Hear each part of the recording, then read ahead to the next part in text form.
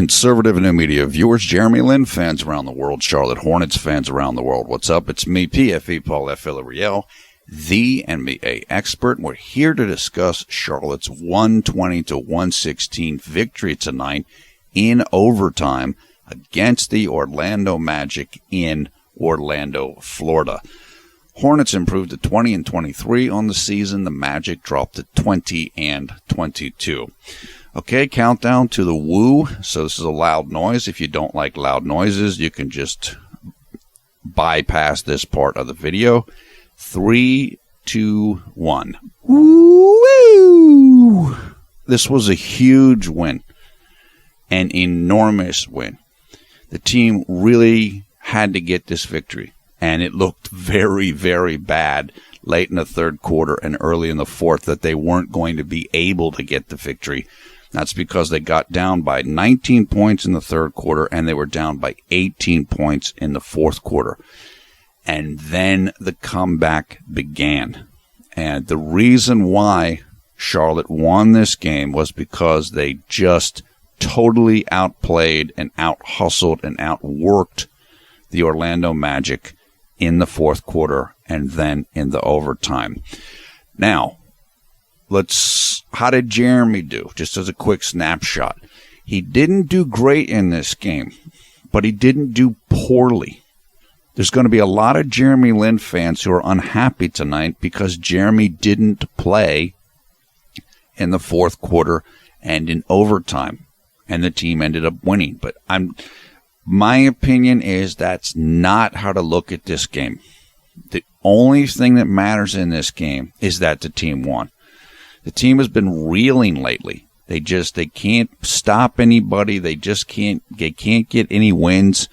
They had to win this game, and they were able to win this game. And from my perspective, that is the only thing that matters. And we'll talk more about that as the video goes on.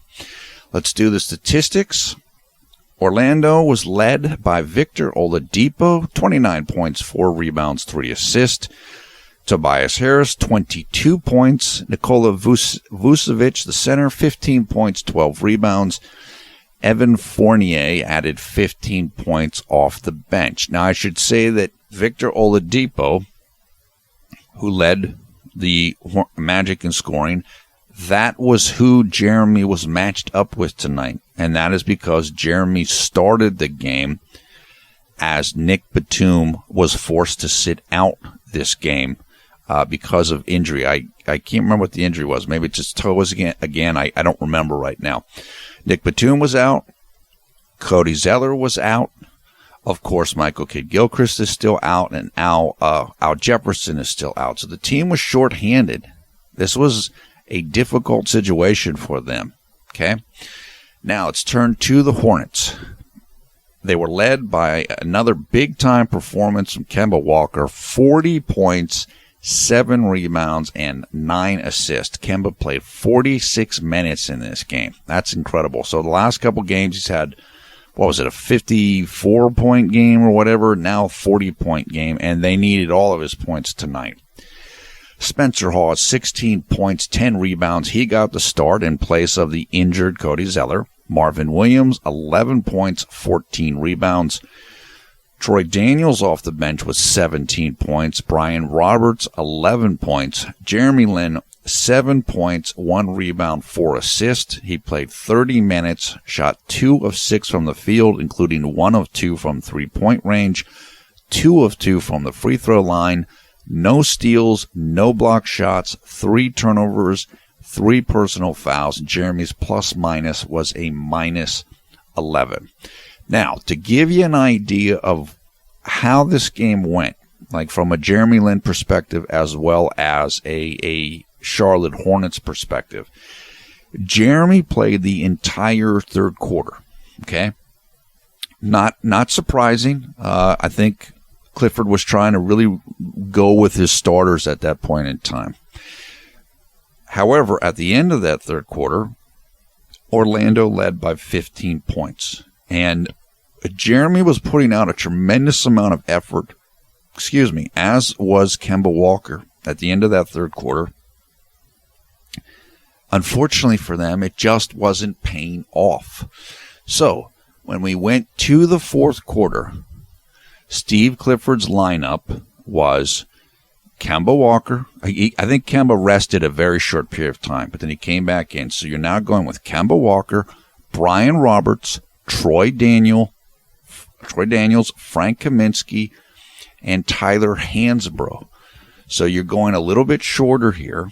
Oh, well, not too much shorter, but a little bit. Troy Daniels isn't a small forward. He's more like a shooting guard. So you're going a little bit smaller, but you have guys coming into play who should be pretty fresh in Brian Roberts and Troy Daniels. They haven't played a lot this year. Troy has been getting some minutes recently, and he's done well.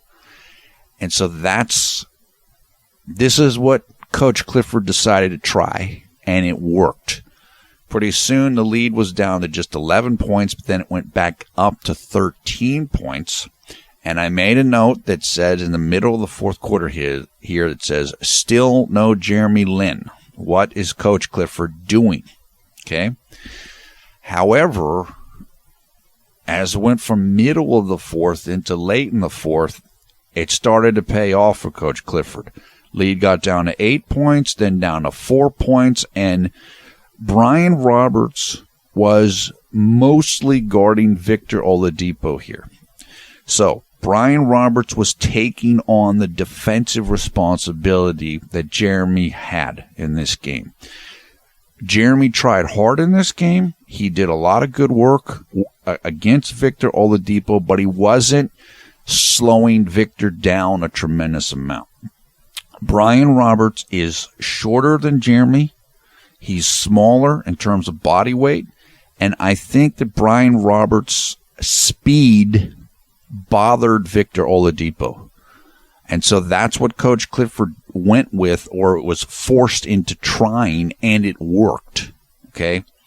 And then later in the game, as going into very late in the fourth quarter and then into overtime, what Clifford had was he had Kemba guard Victor Oladipo. So it's a little bit of he went, first it was Brian Roberts, then he went to Kemba against Oladipo.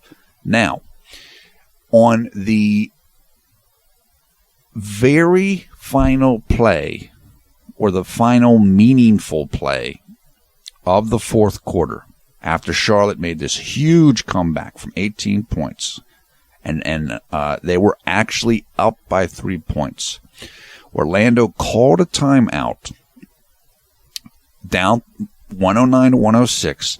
They came out of the timeout. Victor Oladipo got the ball in his hands. Brian Roberts was guarding Victor. However, they set a pick for him, and Kemba ended up being forced to guard Victor. Okay? So it was a switch. And Victor rose up over Kemba and hit a totally lucky three-pointer that went off of the backboard and down through the basket.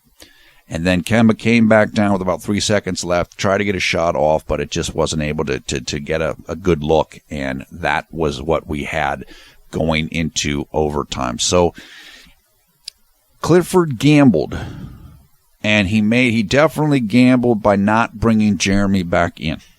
There's no question about that. He went with the speed. He went with the rested legs, and it worked. And then late on, the Magic still went to Oladipo. They went to him on a couple different plays. One of them, Brian Roberts, stopped. And then on the final one, they were able to get Kemba guarding Victor, which is what the Magic wanted. And they got that three-point shot. Okay? Now, as we headed into overtime, there was no way that Steve Clifford was going to change the lineup, and there's no reason that he should have changed it. You guys, these guys brought you all the way back. They outscored the Magic by 15 points in the fourth quarter, so you got to ride with it, and that's exactly what Coach Clifford did. Now, late in this game, late in the overtime, Charlotte was up 115 to 111. Then Aaron Gordon of the Magic hit a very fortunate three-pointer, also that went off of the backboard and in. After that, Kemba Walker was being defended by Victor Oladipo. Oladipo stole the ball from Kemba. He went down and got a dunk. That made it 116 to 115 for Orlando. Soon after, Spencer Hawes hit an enormous three-point shot. It was wide open in the left corner of the court. Got the ball passed to him, just drilled a three-pointer. That made the score 118 to 116. It turned out to be the game-winning shot for the Hornets. Massive. I mean, you can't get more clutch than that. Then Kemba Walker was guarding Victor Oladipo. I think this was on purpose. I don't think it was a switch. Victor Oladipo missed a shot there, and Kemba Walker, soon after that, was fouled, made both free throws with 4 seconds left, 120 to 116 Charlotte. Orlando came down, took just a desperation three-pointer, missed it, and that was the end of the ball game. And the bench was going absolutely nuts for Charlotte down the stretch of this game. And what I mean by that is that the guys who were sitting on the bench were cheering like crazy for the guys that were playing on the court, and it was fantastic to see. There was a game earlier this year, and I don't remember which game it was. Kemba Walker didn't finish the game, and Al Jefferson didn't finish the game. It was JLin and other guys from the bench who ended up finishing the game, and they played great, and they got the team the win. And the way that the starters were celebrating for that victory is the same way that the guys were celebrating for the bench tonight. And so, again, I know people are going to be unhappy. They're going to think, oh, this means Jeremy's not going to play, and this isn't good because Jeremy wasn't critical to the win. But I think it's the exact opposite of that. This is a night where guys you're not used to relying on got you the win. And that's a good thing rather than a bad thing. Because this is a game that the team they're struggling like crazy right now. They're just struggling very, very badly. And so anything positive that can happen is a good thing. Winning this game after it looked so bad for most of the night is gigantic. This is a type of thing that I think could kind of change the course of the season. I said it on Twitter that I thought this was the game of the year, the victory of the year. And I believe that so far. And if giving out game balls for this game, Troy Daniels, Brian Roberts, Spencer Hawes, and Kemba Walker. 3 of those guys clearly bench players who either started tonight or were forced into making major contributions tonight. Hawes, Roberts, and Daniels. And I'm happy for them. That's the good thing about this team, and one of the things that makes it such a nice place to be for JLin. There aren't egos. Guys are happy for each other. They're not jealous. They're not looking for their own prestige. You remember last year when Jeremy was playing with the Lakers? Jeremy had a game, I think it was a game against Minnesota, where he had a big-time game. He had a big statistical game, and they beat the Wolves, and that was a game afterwards where both Byron Scott and Kobe Bryant said that Jeremy was boneheaded down the stretch of the game, which seemed ridiculous. And in the next game, which was against the Toronto Raptors, Kobe came out and almost got a triple-double, or he may have even gotten a triple-double. And what it felt like was that Byron Scott and Kobe Bryant didn't want JLin to shine, or they didn't want to win that style. And so it felt like they were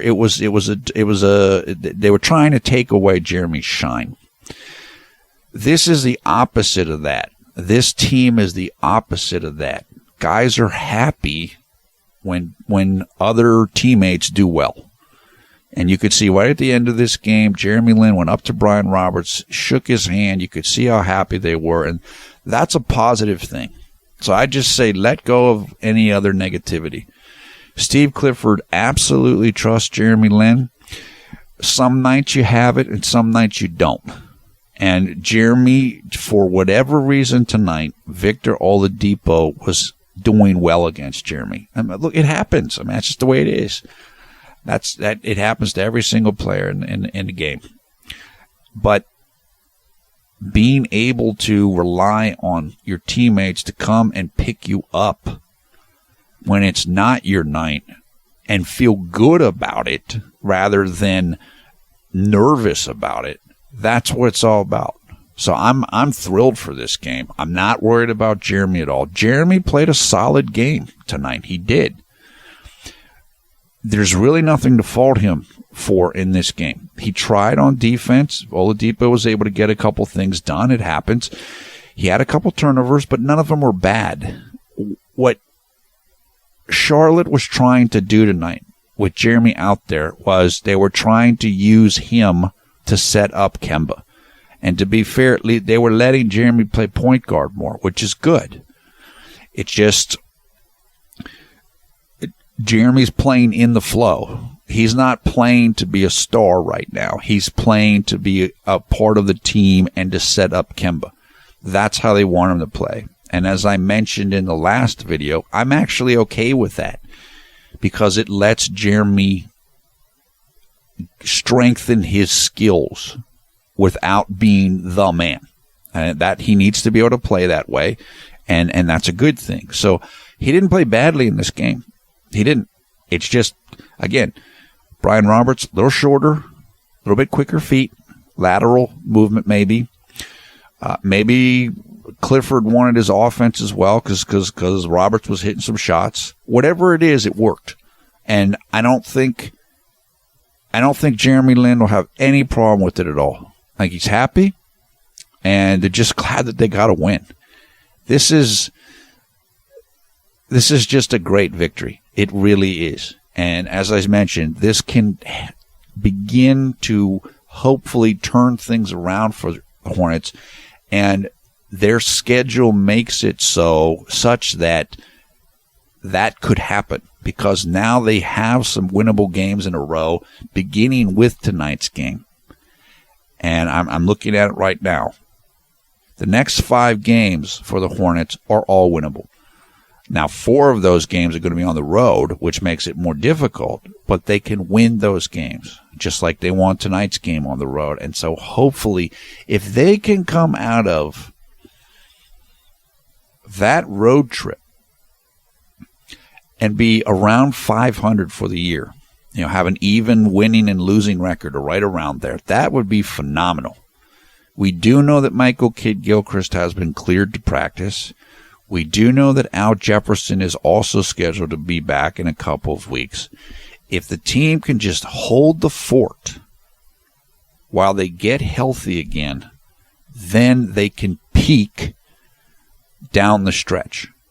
And then they can make a push and possibly get into the playoffs. So it's been at the start of the year, everything looks so good. Everything looked so promising. The playoffs looked like a sure bet. And then it got a whole bunch tougher. But now, springboarding off of this victory tonight, things are starting to look promising again. That's why I cannot be in any way upset with this. I'm really, really happy that the team won this game, and I definitely did not think they were going to win it after the third quarter. So a fantastic win. I'm thrilled. I'm happy for the guys off the bench, happy for Troy, happy for Brian, happy for Spencer, and happy for Kemba. Kemba worked extremely hard in this game, and so did Jeremy, so did the rest of the team. And I should note, too, that the Hornets went small ball very late in the game. I mentioned at the start of the fourth quarter they were playing Frank at the power forward. Later in the fourth quarter, they put in Marvin Williams at the power forward, and to go a little bit smaller, a little bit quicker. I think they're good when they play small ball, and again, it ended up paying off. So fantastic win tonight, and that means that we get to move on to the next game Hopefully we can get a win against them then as well. And that game will take place tomorrow. So back-to-back game, January 23rd, 2016, here in the United States against the New York Knicks. That at 7 p.m. Eastern Time. That means the game will take place on Sunday, January 24th at 8 a.m. in Taipei, Taiwan, and throughout China as well. The Knicks play tonight, and so they're going to be tired just the same way that the Hornets are somewhat tired and worn out themselves. However, let's see here. That game is ongoing right now, and they're getting crushed, are the Knicks.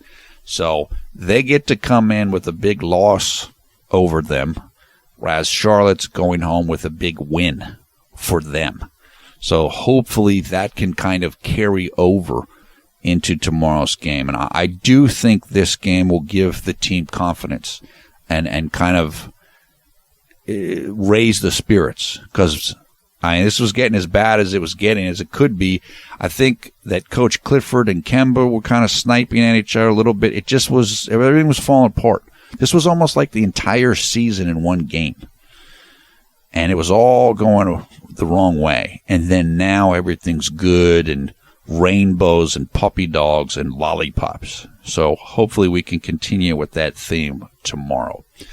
Okay, that is it for now. Thumbs up, thumbs down, your comments below. We want to thank Gary Chen for the artwork you're looking at right now. Gary is an artist and blogger in Taiwan. He's also a member of the JLin Garden fan group, which is headquartered in Taiwan. You can find out more information about Gary and the JLin Garden group if you follow the information for them in the video description below the video player. You'll also find in the video description info for highlights of this game. Finally, there you'll find information about how you can come and join the Conservative New Media Facebook group, and how you can come and follow us on Twitter as well, which is where I tend to tweet during the games. Once again, I am PFE Paul F. Villarreal, the NBA expert. Thanks a lot for watching Conservative New Media. We strive to be the #1 JLin YouTube fan channel. This is a huge victory. I can't overstate how important this is and how much this can mean to the team. You could just see how excited the team was. They did not think they were going to win this game, and they just crawled back in. They didn't give up. They played a terrible first half of defense, which has been one of their hallmarks in this difficult last 16 or so games. But they just kept fighting, and the guys on the end of the bench really came through tonight. So kudos to them. Couldn't be happier. And I'm looking forward as Jeremy and the team takes on his former squad, New York, tomorrow. We will be there, less than 24 hours away. Team's got to fly home. It's a short flight.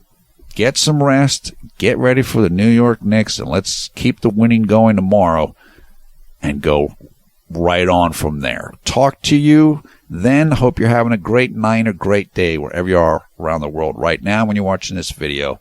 See ya in less than 24 hours.